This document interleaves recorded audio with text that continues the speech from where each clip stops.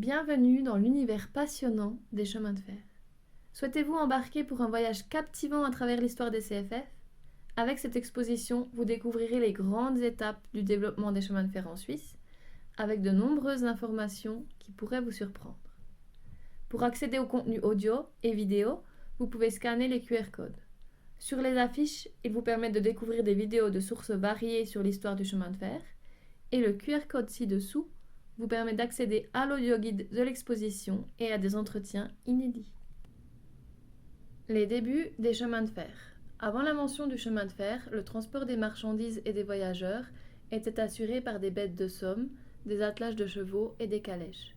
Dans l'Antiquité apparaissent déjà les premières traces d'un système de guidage constitué de voies à ornières. Cela s'apparente à des rainures taillées dans le sol. Dès le XVIe siècle apparaissent les rails. Ils sont alors en bois et sont utilisés dans les mines pour acheminer le matériel nécessaire aux ouvriers.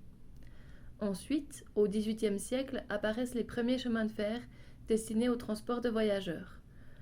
Les calèches sur les rails sont alors tractées par des chevaux. On parle de chemin de fer hippomobile. Enfin, dans le milieu du XVIIIe siècle, James Watt met au point une machine à vapeur performante permettant la locomotion sur route et sur rail, rendant ainsi les chevaux obsolètes.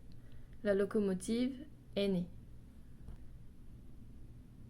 Le premier train à vapeur transportant des voyageurs circule en Angleterre en 1825.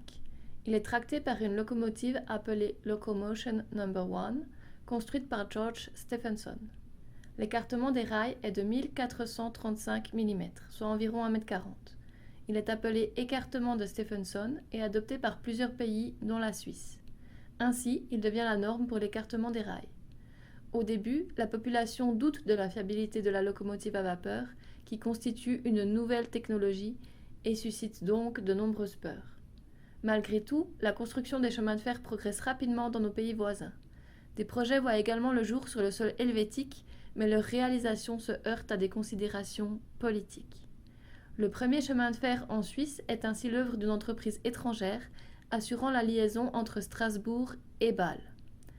Une évolution qui a pour effet d'accélérer les travaux de construction des premières lignes intérieures entre Zurich et Baden.